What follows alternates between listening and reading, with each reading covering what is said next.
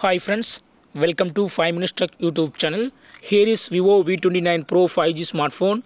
In this video, you will learn how to set contact ringtone in your phone Vivo V29 Pro 5G. First of all, go to call button and go to contacts.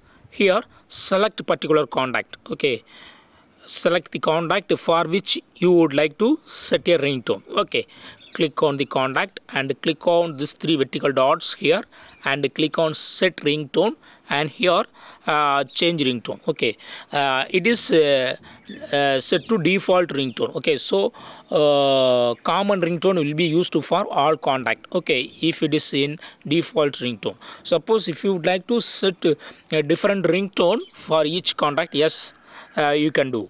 Okay, here you can just select other ringtone so that that particular ringtone will be the will be active for this particular contact. Okay, so here I select another one and click on OK.